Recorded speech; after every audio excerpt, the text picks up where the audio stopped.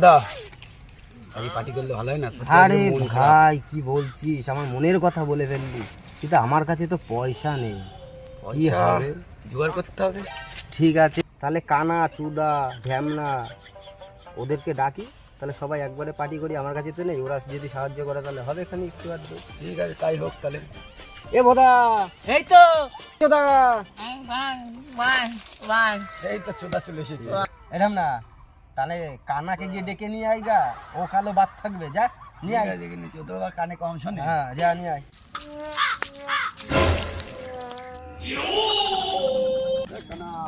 আরে ভাই ডাকছে কে? ওটা ডাকছে, চল।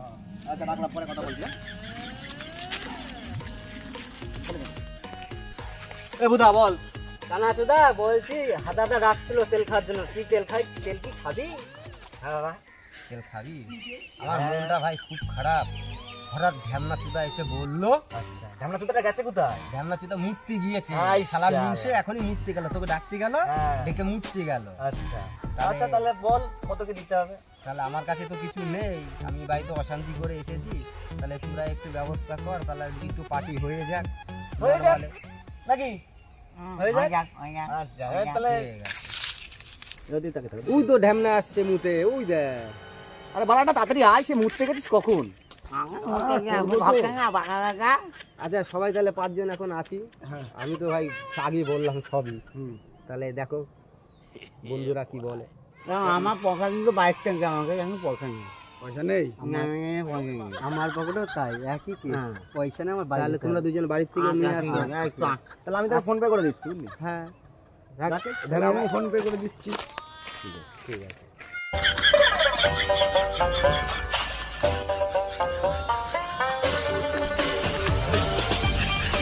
বললাম তো বাড়িতে পয়সা আছে, আমার তো বাড়িতে পয়সা নেই। আরে চ না, চ বাড়িতে দেখেই তো, তারপর সে নাই ব্যবস্থা করা যাবে। ঠিক আছে চ, নাকি বকা হবে।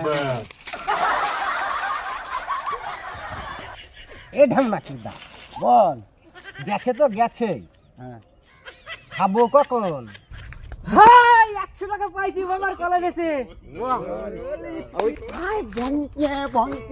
বউয়ের পেয়াও চুরি করে অনেক কষ্ট করে ভাই পেটে এসেছি, 100 টাকা হয়েছে।